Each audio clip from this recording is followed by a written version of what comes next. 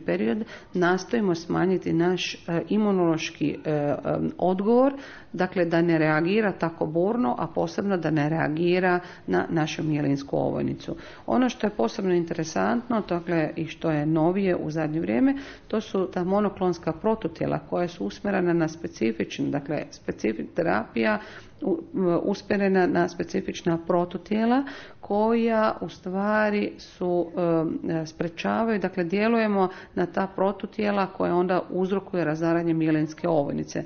Jer interferoni nisu djelovali specifično kao što ta monoklonska protutijela djeluju. Nažalost, još uvijek su istraživanja i za ta protutijela, iako se već u svijetu određena protutijela koriste i u terapijske svrhe, tako i u Hrvatskoj postoji nekoliko studija gdje se istražuje djelovanje tih monoklonskih protutijela i vjerojatno u jednom kratkom vremenskom periodu mi ćemo znati točne rezultate i kakva je učinkovitost, terapijska učinkovitost tih protutijela. Ja bi još naglasila, nismo spomenuli da se, dakle, ta imunomodulacijska terapija služi za kronično, dakle, kontinuirano liječenje pacijenata i u fazi kad su oni u relapsu i kada su u remisiji, dakle i u dobroj i u lošoj fazi, a u trenucima kada se desi taj šup, tako mi zovemo naglo pogoršanje pacijenta, tada su nam na raspolaganju kortikosteroidi. I uglavnom u toj fazi mi pacijentima dajemo visoke doze kortikosteroida, solomedrola od 3 do 5 dana i na taj način djelujemo naglo na sprečavanje imunološkog upalnog odgovora i nakon toga, dakle, pacijent opet nastavlja sa interferonom ili nekim drugim od oblika liječenja.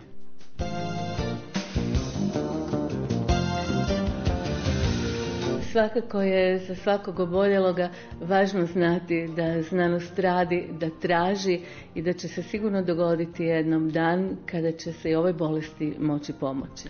Pa ja vjerujem, onog trenutka kad mi saznamo koji je točan uzrok nastanka tog upalnog odgovora koji dovodi do uništenja mijelinske ovojnice, mi ćemo imati točnu terapiju, dakle terapiju koja će djelovati kao i kod drugih bolesti koje smo, zahvaljujući na primjer neke bolesti u kojem fale enzimi u organizmu, poput recimo Fabrijeve bolesti, jedne rijetke bolesti u kojem je određeni enzim u organizmu fali, vi nadomjestite, dakle genskom terapijom napravite enzim i nadomještate pacijentu i vi s tim enzimskom nadomjesnom terapijom vi na kraju imate pacijenta koji normalno funkcionira. Ja se nadam i cijela stručna javnost se nada da će tako biti sa multiplom sklerozom.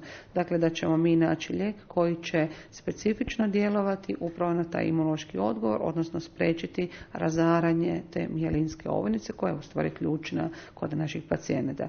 Ali isto tako bi naglasila da naši pacijenti moraju sami shvatiti da multipla skleroza automatski ne znači kolica, invaliditet teški, jer vi prvi put kad se pacijenti susretnu sa dijagnozom multiple skleroze sebe vide u roku od mjesec dana, pola godine u kolicima.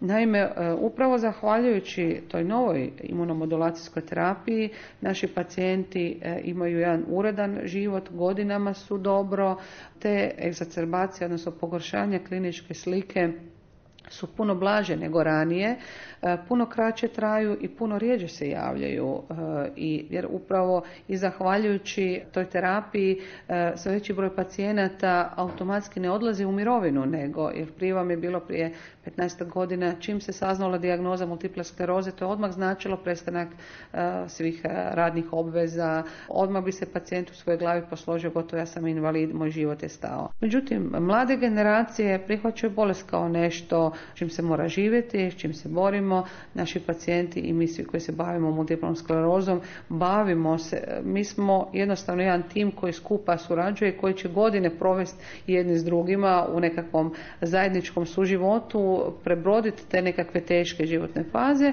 i očekivati, živjeti u nadi da ćemo jednog dana otkriti pravi učinkoviti lijek.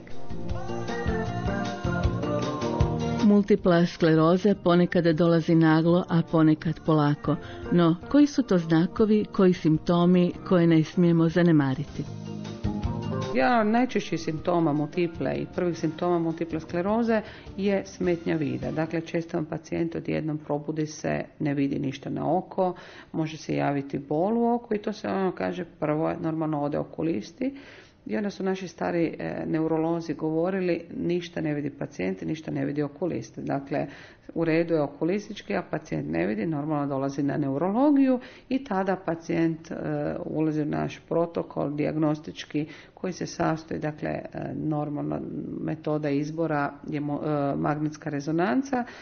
Na magnetskoj rezonanci, dakle, mi one lezije, oštećenja, demilinizaciju vidimo, iako svaka demilinizacija ne treba znači da se radi o multiplnoj sklerozi.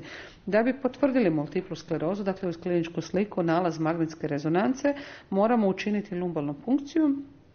Lumbalna punkcija gleda se očuvanost hematoencefalne barijere, a to znači između tekućine koja oplakuje, dakle u toj tekućini koja oplakuje mozak i leđnu moždinu, mi gledamo da li postoji sinteza imunoglobulina. Sinteza imunoglobulina G je karakteristična za multiplu sklerozu. Intratekalna sinteza, dakle ako se poklopi klinička slika, nalaz magnetske rezonance i intratekalna sinteza imunoglobulina G, onda nam je to potvrdno da se radi u velikom postotku o multiple sklerozi. Još su od dijagnostičkih metoda, to su VEP i Bayer, to su evocirani potencijali gdje pratimo vidne i slušne potencijale. Oni su nekakvih 75-85% specifična metoda, dijagnostička metoda za multiplu sklerozu. I kad se onda na temelju svih tih pretraga postavlja se dijagnoza multiple skleroze. Vi ste sada rekli najprije nekako očituje se na očima, odnosno na vidu, no ponekad čujemo ispadanje predmeta iz ruku, loša orijentacija. Točno. Dakle, rekla sam, to je nalaz koji je najupečatljiviji. To je odmah tog trenutka pacijent isti čas ide doktoru. Međutim, pacijenti vam često imaju puno ranije nego što dođu liječniku simptome od tipu utrnulost ruku, utrnulost lica, ispadanje predmeta kao što ste rekli. Često vam recimo pacijenti koji imaju neuralgiju trigeminusa, dakle to su paroksizmalni bolovi u području druge i treće grane nervus trigeminusa na licu. Zatim nekakva periferna pareza facialisa, slabost u ruke, noge, sve su to simptomi koji onda mogu upozorava da se radi o multiploj. Normalno da neće pacijent odmah čim je utrnulost prva potražiti liječnika, jer svako će reći to je odvratne kralježnice. Ali mislim kako se to pojavi, ako to se 2-3 puta ponovi, da onda pacijent bi trebao ipak doći neurologu, da neurolog procijeni da li je to samo kralježnica ili se radi o nečem malo ozbiljnijem. Prema tome to su tako nekakvi opći simptomi. Iako multipla skleroza može početi sasvim sa nekakvim nespecifičnim simptomima, sa vrtoglavicom, sa smetnjom sluha i često kažem vrtoglavica i često pogotovo kod mladih ljudi može biti prvi simptom multiple skleroze.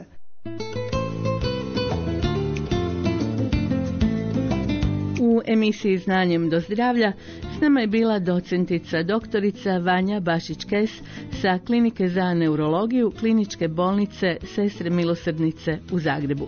Do sljedećeg susreta, poštovani slušatelji, sve vas pozdravljaju Jasenka Pajalić i Miroslav Šeb. Do slušanja.